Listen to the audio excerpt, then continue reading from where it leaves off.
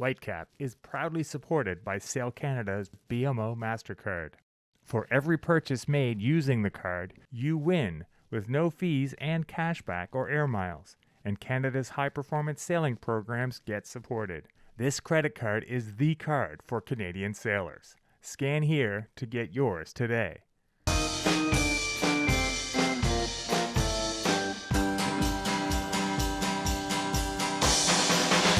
Hey everybody, welcome to Whitecap, the Canadian Sailing Podcast. My name's Dave Krypton. I'm an avid and possibly overage dinghy sailor and longtime follower of the racing scene in Canada. I also manage a sailing collective in New Brunswick called the Skull Island Race Team. You can check us out on Instagram. Today, I'm joined by Trevor Parekh, a 5-time Canadian 49er champion, a class in which he competed in 3 World Championships, longtime skiff advocate and president of the North American 49er Class Association. He's also raced Wasps, Lightnings, VX1s, and was part of the first ever student team to compete in the Little America's Cup. He's president and owner of Pitchpole Skiff Products and 49er.ca, dealer of 49ers, 29ers, and Wasps. Now he's involved in all things foiling in Canada, including the We Can Foil program and the Canadian Foiling Academy. Trevor, welcome. Thanks, Dave. Thank you very much. So I'd like to start out with some rapid fire questions. You ready? I am as ready as I can be, I suppose. Okay. Opti or open skiff? Open skiff, every time. Upwind or downwind? Downwind. Downwind is upwind. Okay. And then the apparent, like, yeah. Zyke, Rooster, or Gale? Oh, Zyke. Control line take up, under the wings or towards the bow? I'm old school, under wing, but I can see the clear benefits of on the bow. I think I even switched. Yeah. Oh, okay. Easiest class you've raced to port tack a fleet?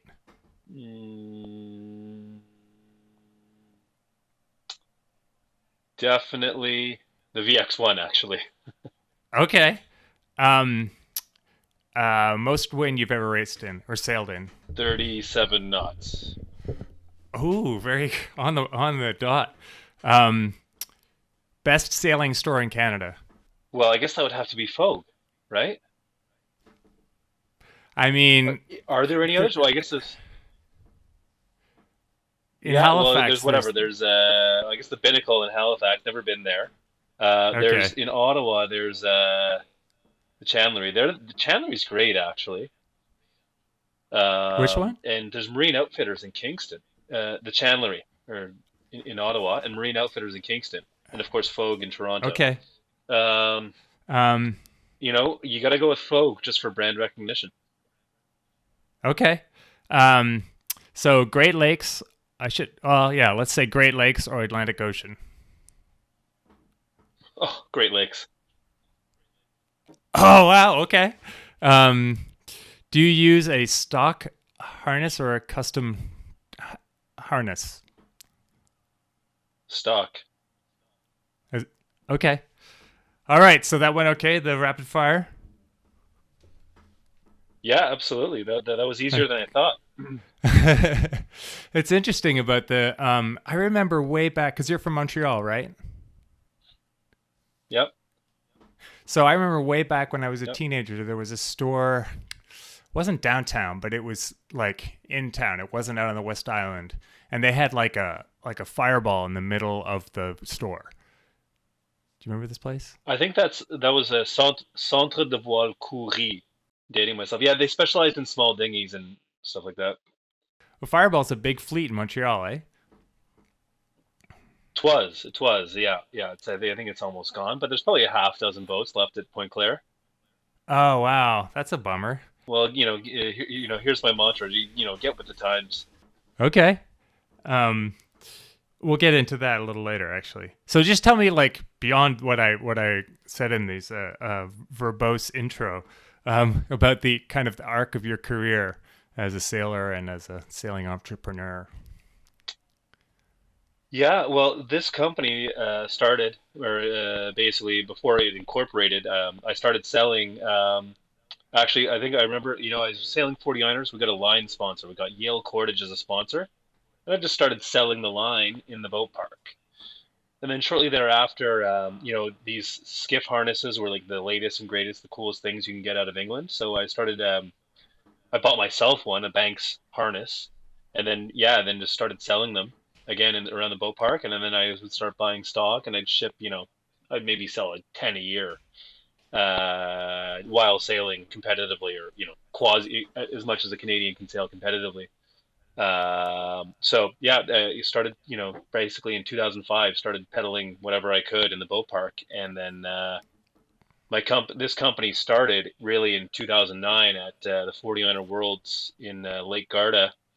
Sat down at dinner with Julian Bethwaite, and over a pizza and a bottle of wine, we hammered out a deal for me to replace the existing North American dealer, which was Vanguard Sailboats, and so I became the dealer in July July 2009, and we incorporated in September 2009. Wow. How old were you then? Well, I wasn't young. I was on the Canadian sailing team. Was 2009. I would have been what? I think 20. Yeah, 27 years old. Oh no, you were on the national team, and I didn't have that in the intro. That's terrible that you were on the Yeah. national Oh, team and I oh, didn't have it in intro. that's okay. That's okay. We were like yeah, yeah. So yeah, and again, selling boat parts in the boat park was kind of how I paid for the sailing. We were the low man on the totem pole on the national team, so we only got like the teeniest amount of funding. And back then, you got like a D card, and then you got some what they called like world's funding and class funding, and being the low man on the totem pole, and so that was selling boat parts was how I made enough money to go sailing. So that's kind of how this all started. Do you see anyone doing that now? Is there anyone like selling stuff out of the back of their cars? Yeah, absolutely. There definitely is. I mean, look, we've got what's his name, Nick Tosi. He's got a little business where he's, in my opinion, I have great respect for him. He will literally sell anything to anyone, and he's always wheeling and dealing, buying this and selling that. So no, and like that's what makes makes the whole sailing economy move. And he's finding and exploiting opportunities daily, and that's just yeah, so important. And there's a couple more. One of my contemporaries, Dan Cunningham, he left his job and boom, he became a rigger, and now he's I think I'll give him a little plug. I think he's selling forward whip sailing gear now in Canada, getting his nose in there, and that's great. And Martin Robitaille, another contemporary of mine on the Canadian sailing team, way back when, he's selling the Far East boats. So yeah, there's lots of us, and you can make a career out of it. Would I recommend that kids go into it for sheer money making? No, but if you enjoy fiddling with boats and ropes and not having crazy hours, then absolutely, right? So, and you get to go sailing once in a while too. That's really missing. Like I've been to so few regattas where there's been like somebody on site. And I've tried like because I organized a couple of things in New Brunswick, Sail East in 2019. I tried to get dealers like, hey, can you come? If you came to the venue, you would sell so much gear, like and rope and everything. Why do you think they're so hesitant to do that? Well, to be frank, the costs are very high for a dealer to do that. He might have a hotel. He's got to pay someone to be there to drive back and forth. They got to pack the trailer, load it up, and then do the round, the return trip. And to be frank, actually the returns are quite low generally. So Oh, yeah, to be honest, and so to quote one of my friends from the WASP class, Clay Johnson from Coley Sales, he says when he does that, he prays for every different weather condition. He wants one day of cold, one day of rain, one day of wind, one day of sun. Like so that way that'll drive business because someone will be unprepared, right? So, anyways, but yeah, it's not very attractive for a vendor to be there to do that just because the costs are so much higher. I mean, to the way I think of it, like for a place like New Brunswick, is that like we have nowhere, like there's nowhere to buy anything except for like down in Halifax. So I think this is not a good example because somebody would have to come from farther away to do selling stuff. But it's a wasteland. So if somebody was on site, like, oh hey, because we can't walk into a store like the Binnacle and just like buy 2 feet of shock cord, So if somebody had, well, I guess like you're saying, somebody that had a much smaller operation, like you said, you started out with, that's the way to go because you just have the stuff in your car.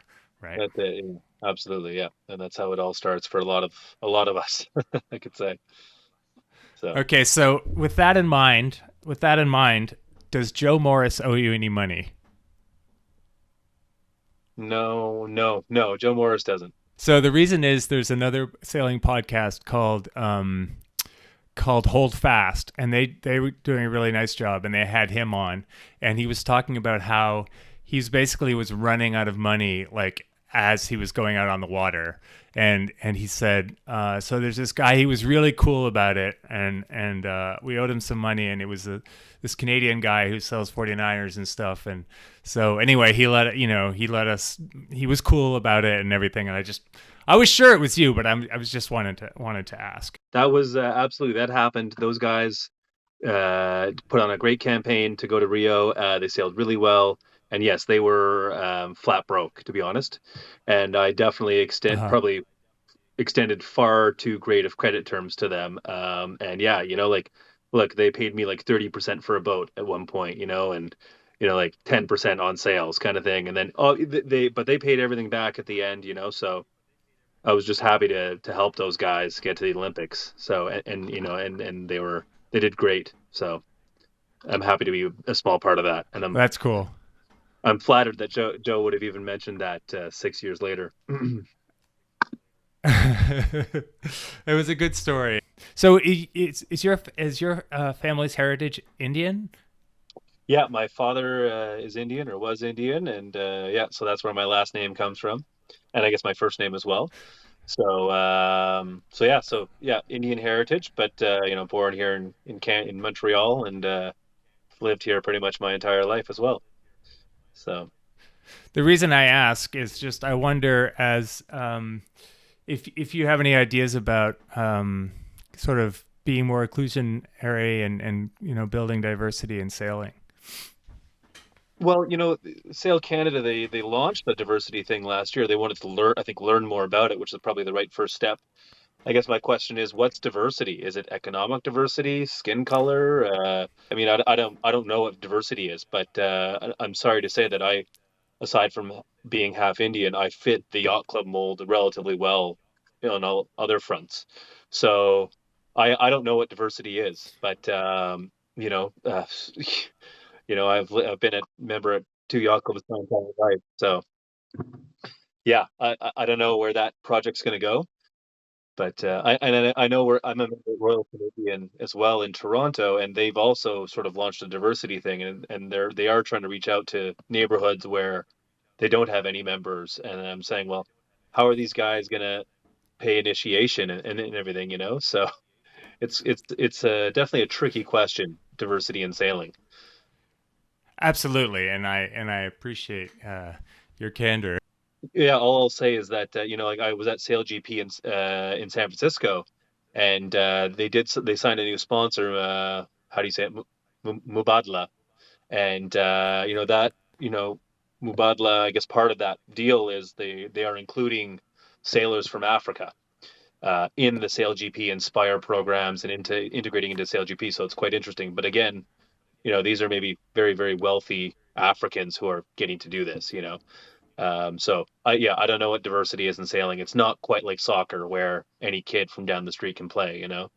So Yeah, yeah, there you have it. yeah. No, I don't know. I mean, I was involved in a program here in New York where regular high school kids did a program where they built an opti over the winter, and then they would launch it and they learned to sail it or whatever through that kind of community sailing program. I guess that kind of thing, like community sailing community sailing centers versus like straight up yacht clubs, which would maybe help, help diversify the sport. I mean, and not even like, where I have my boat in Brooklyn, it costs $300 to keep it there for the year. So that's one way to keep costs down, or I don't know. So what's the deal with Indian people sailing 49ers then? You and the Ladas? Well, yeah. So actually, Lada, his father's Tanzanian, but obviously of Indian descent. But yeah, John Lada is my one of my best friends, and obviously from the East Coast, right? Yeah. So yeah, so it's but I don't know if you've seen on the international scene there's a couple of teams from India. And in the 40-iron there's a team they're starting their second quad now. And so they're starting to poke their nose in there, and I support them wherever I can, more mentally than anything else. I knew John's older brother. I guess I'm assuming older brothers. Laser two Yeah, sailing yeah, back in the exactly. late '90s. They were so like Newfie though. Yeah, Like they were so like wearing sou'westers and they had the whole Newfie vibe and such great guys. Didn't really know John, but I know lots of people who do. yeah. And again, Um, my first regatta I sailed against the Latter brothers in the Laser Two, I think in 1996 or something. where was that? Definitely character. It was well again. It was I was lucky. It was here at the home club. I remember it was the Rolex under 16 championships. They came here for that. So I remember they had this shiny new Laser 2, a red one that they called Newfie Gold. That Yeah. was my last Laser 2 regatta was 97 in Newfoundland at Sail East there. And that's when I met those Okay. guys. Um, what happened to the Laser 2? That's so sad when classes disappear like that. Yeah. Well, the dinosaurs went extinct as well. Not that the Laser 2 was a fabulous boat for its day, but the T-Rex is probably a pretty cool predator too, but he's gone, isn't he? I'm so glad to hear you say that. Right? Like you said earlier, in your rapid fire, get with the times. And I'll just quickly go through a quest that I went to recently. So I got to doing master sailing and did it as hard as I could, master's laser sailing. And I did the 2018 Masters Worlds in Ireland, and it was great and everything. But I got to the top mark one time and it was windy and I wasn't in shape enough, and I was like, I am not having any fun doing this at all right now. So I got into sailing Hobie 16s, and then last summer I did ACATs for a bit. But it turned out like I needed to race sailboats, and in order to do it where I'm living and where um, my age, sailing lasers is the way to go. So I know it's not as fun as sailing these boats, but that's if you want to race, that's your goal, if you just want to race against 20 people every weekend, then that's kind of you got to stay on the dinosaur, you know? Yeah. Perhaps. Uh, Yeah. Yeah. Look, I guess here's the thing is, well, why don't you switch to a radial? You don't need to hike anymore. Um, but I don't know. Well, here's the thing. Well, I guess you said if you want to race, but look, I started sailing a Wasp a couple of years ago, probably about 5 years ago, and I have probably just more fun just going out on a windy afternoon and just sailing in a straight line than I ever have had sailing 40-ironers or anything else. And the 40-ironer is probably one of the coolest boats still in the world today, even 25 years later. So yeah, like in my opinion, like maybe racing isn't everything, but and I go out there and I know I should be practicing my tacks, but I just go in a straight line because it's fun. So yeah. Oh, laser sailors can't say that. oh no, and it's a great discussion, like because like I say the same thing. The Hobie 16 was so much. I couldn't believe it. I was on it for 3 seconds and I was going faster than I'd ever been in a laser. So fun, double trap, fun in a straight line. Same with the ACATs. I loved them. I didn't ever foil in one, but they're light and they're fast and it's a blast. But there was just, I made the choice. Like I really like racing, I like that Mhm. um, aspect of, being able to tack on somebody if you wanted to, whereas the cats are not so much like that. And I mean, I'm not on either side of it. I think it's cool, all kinds of sailing. Anything that you do that with is fun is great. But so now I'm taking another kind of stab at laser sailing and just looking at it more as like a marathon run. Like, I'm not going to have fun necessarily, just the way I wouldn't have fun racing a 5K, running a 5K. No part of it is fun. Training for a 5K is no fun. Running is no fun. Finishing is fun. So like getting off the water and having a beer is fun, but no part of it is really fun. So I don't really recommend it. In terms of the radial thing, I'm 190 pounds, and the radial people like do not look kindly upon somebody sailing a radial at 190 pounds in 20 knots. But in any case, that was one of my questions, which we got into before. One of my questions was, is there any point of sailing a laser anymore? Well, there's 225,000 boats around the world, right? So, and like you said, you get 20 boats at your yacht club on a Thursday night. So, yeah, I mean, there's definitely a point, and I've seen through COVID a lot of like grassroots type of stuff, like little laser fleets pop back up and people racing them, and yacht clubs that used to be empty are now like they're buzzing on a Thursday night because there's 10 lasers on the dock going sailing. So I think that's fabulous. And yeah, if it like pick your poison. I can't say that one boat's better than the other or whatever. The laser has miraculously stood the test of time. And I'm sitting right now just a mile from, where Ian Bruce lived, and where, kind of where they came up with the idea for the laser. And the fact that it evolved from what it was into the second biggest class in the world and, the biggest, racing class in the world, if you will, is just, yeah, just incredible. So, and actually, this is probably not the best kept secret, but I'm right behind this wall. I've got 5 Ovington lasers in stock here in Montreal. So pick your poison. I think that the RS Aero is a legitimately a better boat, like objectively speaking, a better boat to race as a single person, but they don't have the fleets. Absolutely. Yeah. Well, I mean, there are fleets. I mean, well, I think the west coast of the U.S. is the really the bulk of it, right? But yeah, I mean, look, for everything I've never seen an RS Aero in the flesh, but yeah, everything I hear about them is fantastic. So, and I recommend a lot of, we get calls all the time, people who want who are looking for a boat now. They ask about a Wasp, and I'm like, well, maybe the Wasp isn't for you. Maybe the RS Aero is really the boat for you. So I recommend it all the time to people. So who is the Wasp for? Absolutely, I think you're right with that.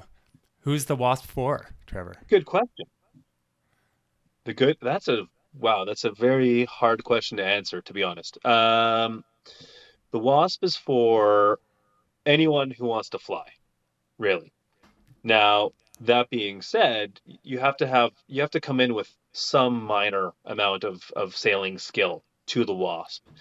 And that's mostly because the boat is inherently unstable. It's the hull itself weighs about 20 pounds, maybe even less.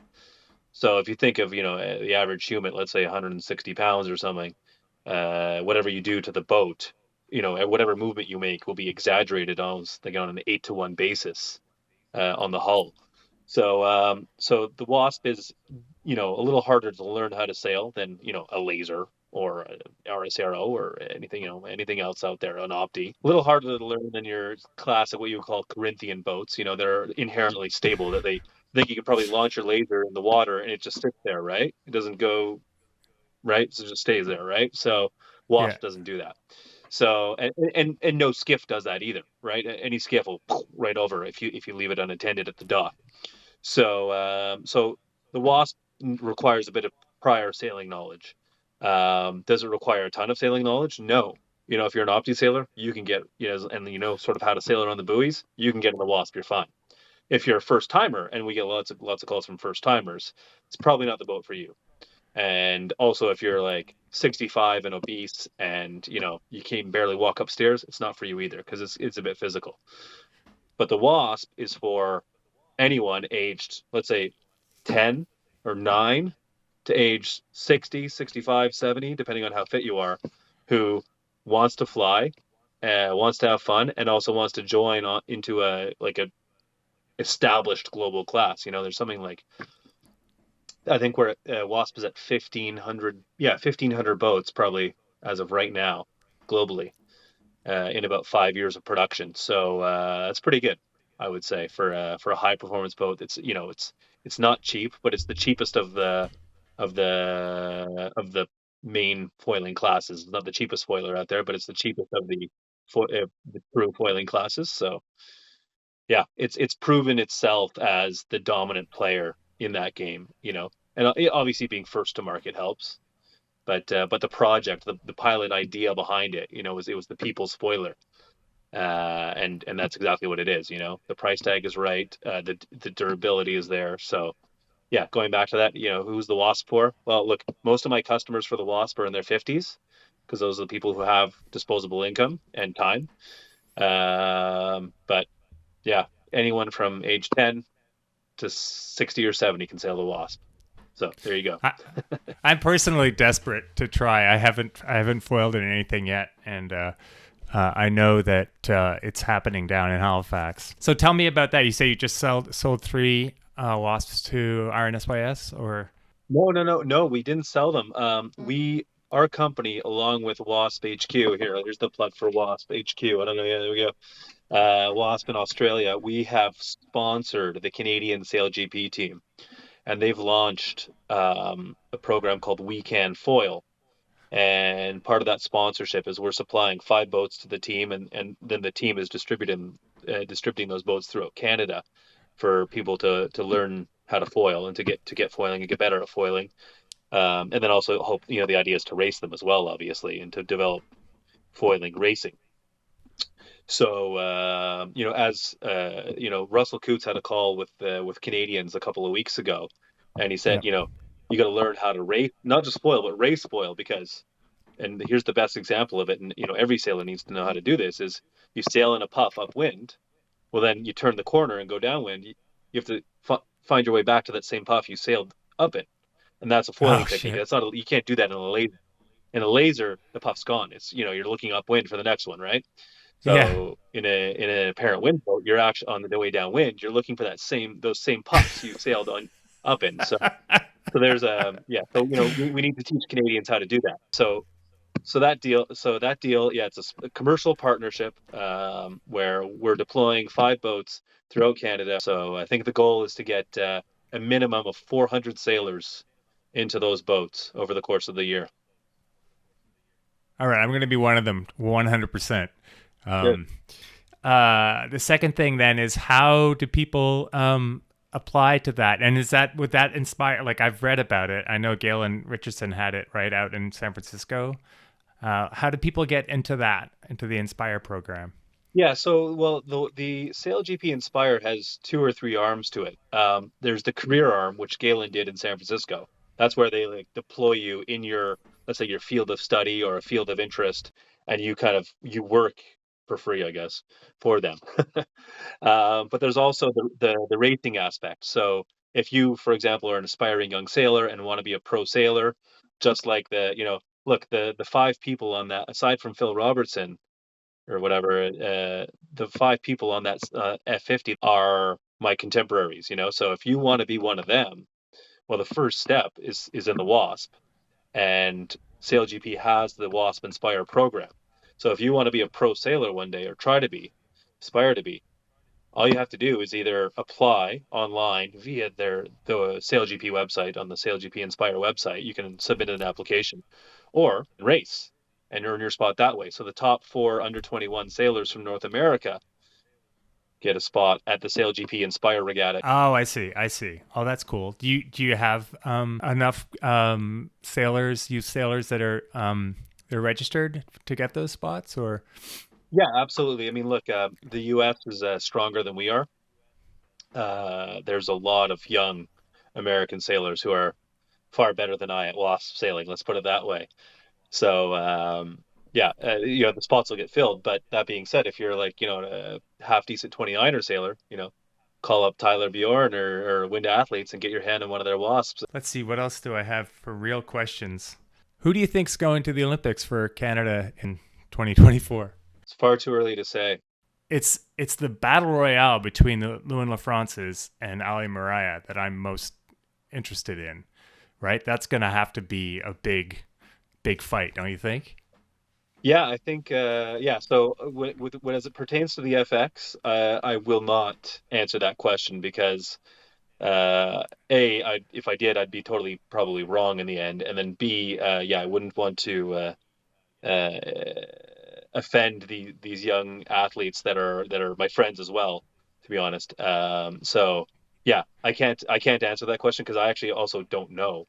But just the fact that they're two teams that are pretty much equal, and yeah, the battle that they produce will drive the FX fleet forward. And the parallel you can draw is the US team in the last quad.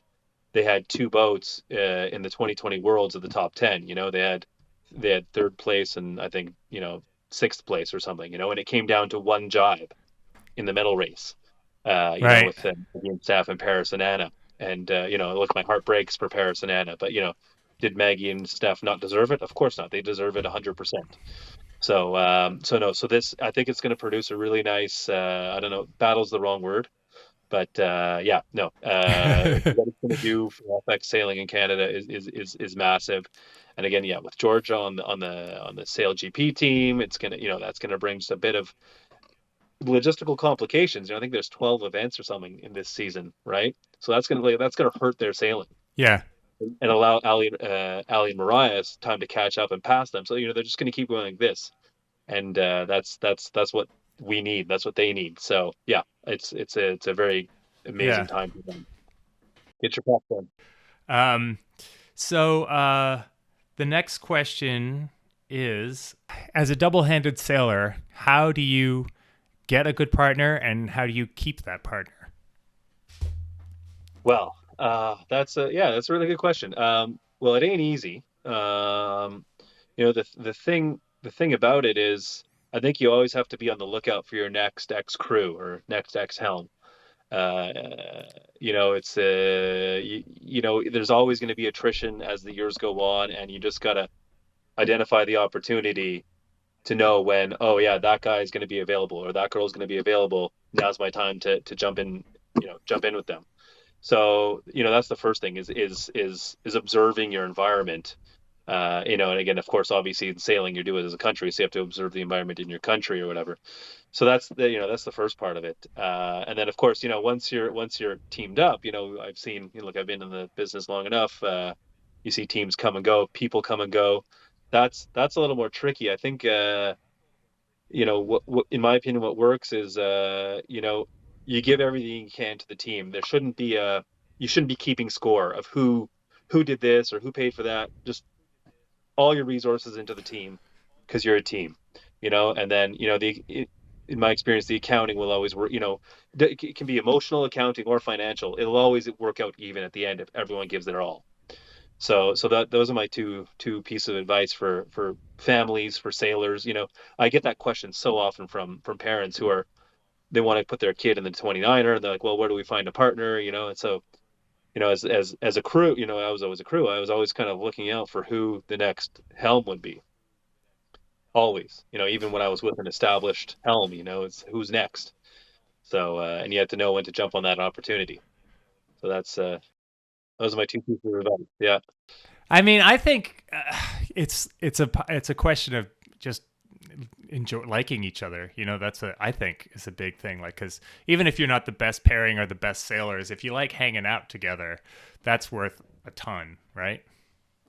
It is, look, I'm lucky that I have sailed now probably for almost 20 years with my best friend. And I think we are best friends because we started sailing together and we still sail together. But I've also known teams who, can go to the Olympics and, perform really well, but they actually hate each other's guts. And they cannot spend any time, kind of pros that show up 5 minutes before they have to go sailing. They rig, they go. That's it. They don't talk, nothing. Right. So I've seen that too. And it does work if you're, I guess, good enough and if you're serious about what you're doing. But you're right. Being with Right. your friends really helps, and you can really see sometimes when teams are actually their friends as well. So tell me about the Little America's Cup. Yeah, what an amazing event. So I was on the student team, and it was I would say we performed at least three miracles. The first miracle was that we built a C class right here in Montreal down the road. The second miracle is that we got the team, 15 people, a boat, a trailer, a truck to Geneva, Switzerland.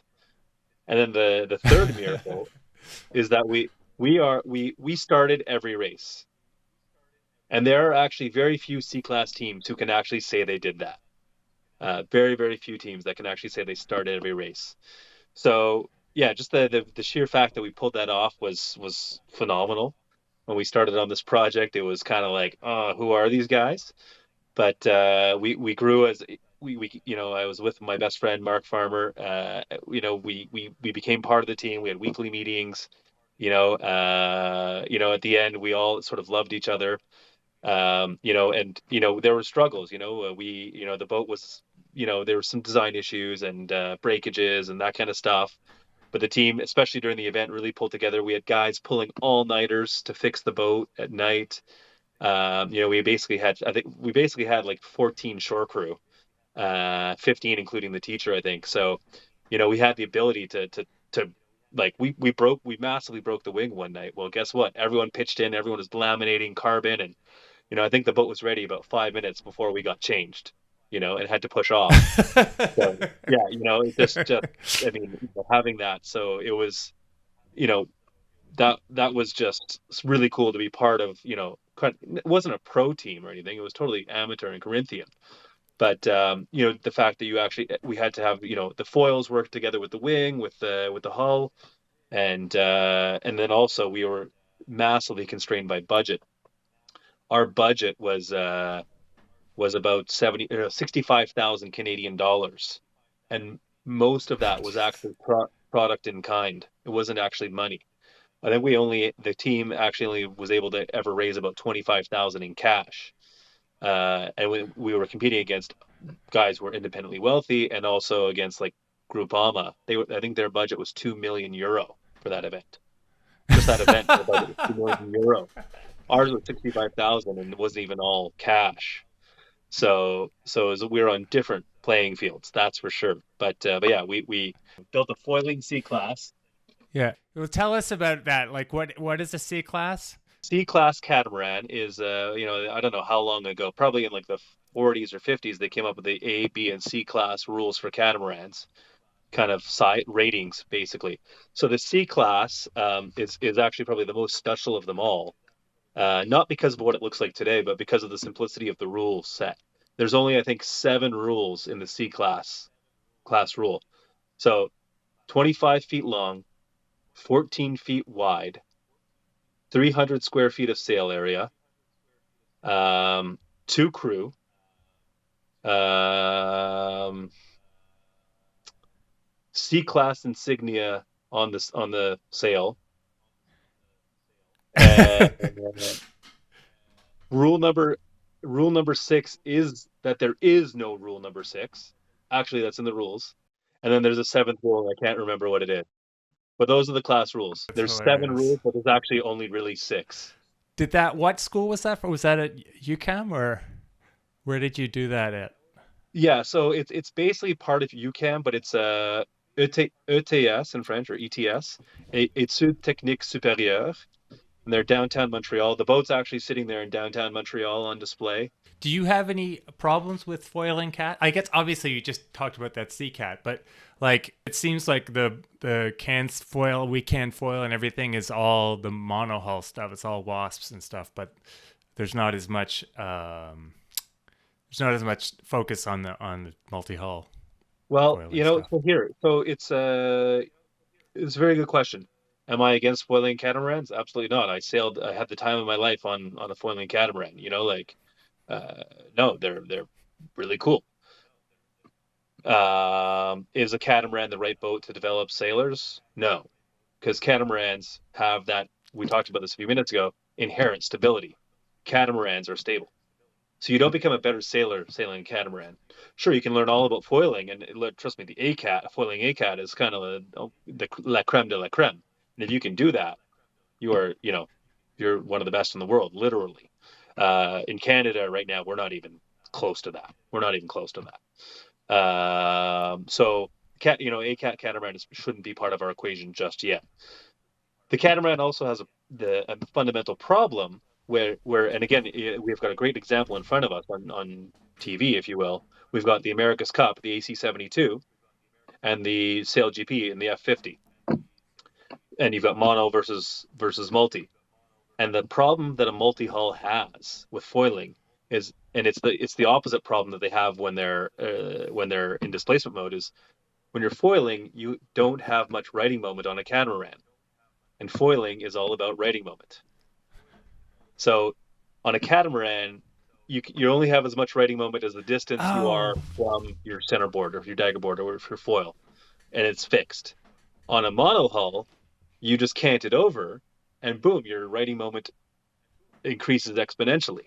Or I don't know how much, but so that's the problem. So if you look at the physics of it all, an Acro 17 and an F50 are ultimately the same. Sure, on an F50, they can generate downforce with their weather rudder and create, I think, about 2 or 3 tons of downforce. I can't remember the number.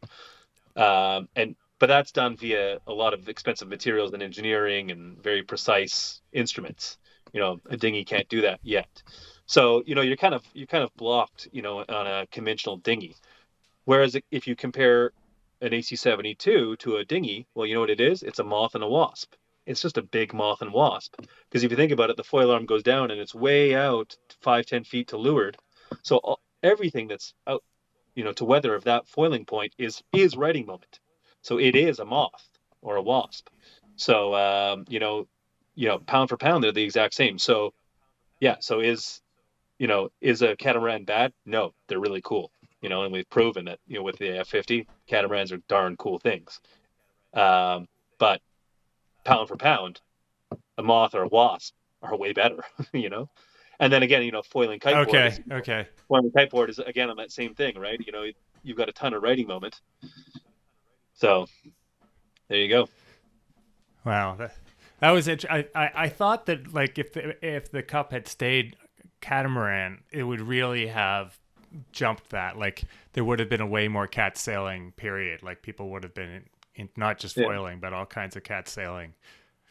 Um, but Well, yeah, we went to I mean, monohulls. yeah, back to monohulls. It's going to come. Again, both those leagues are working very hard on the design of their boats. I think actually to improve light air performance, which again, where a moth and wasp are also weak. I mean, any boat's weak in light air, but actually, a C class isn't. C classes are monsters in light air. Well, just like an F50, but That's but funny. you drag around these foils. Both those leagues are working on their light air performance. So the Sail GP has the bigger wing now, and like a wing sail catamaran, like you can just generate so much power with a wing. Now, of course, are wings feasible in day-to-day life? No, not yet, at least. And again, the cup rule, they've changed their rules to make the boats lighter. They reduce the crew. They're doing all kinds of things to make the boat not a dog in light air, which it was in the last cup cycle, wasn't it? Anyway, so there's lots to Right, learn from right. there. So yeah, there you go. My 2 cents on sailing. Definitely. I'm glad. Yeah, no, I'm glad to hear that. Do you when you said creme de la creme, do you like do you think ACATs are harder to get up, like in terms of like being a beginner, harder to get up on flying than a moth or a wasp? Well, it's probably easier to get up on a foil, but the A class has that class rule issue with the rudders, right? Is it the rudder or the centerboard where like you can't exceed the There's width of the something boat? about the rudder. Yeah. Yeah, yeah, yeah. So, or the rudders, Yeah, you have to that's be able right. to take the rudders out every day, I think. Is that what it is? So until they, I guess, get around that class rule, then yeah, the ACAT is probably quite easy to get foiling, right? Because it's light, it's fast, it's powerful. But then how do you actually manage your pitch and stuff without proper rudders? That I think that's the real trick. Yeah, a modern ACAT is pretty darn cool, you know. So. And there's some American guys, some of these young American guys, Ravi Parent and Riley Gibbs, who are proving that, yeah, if you can sail one of these, you can kind of sail anything. And, Ravi is just one of the Yeah. best backer sailors in the world. And actually, Riley Gibbs, ex 40-iron sailor, and actually, more importantly, ex open skiff sailor. He's one of the first crop of open skiff sailors. Really? Yeah, yeah, yeah. Wow. So there you go. Well, we could talk. I might have to have you on for a part 2, Trevor, for that. Oh, yeah, we could talk about open skiffs. But Trevor Parekh, thank you so much for coming on the podcast. Wish you the best of luck with all the different projects you have going on, and getting people flying. So thanks so much. You got it.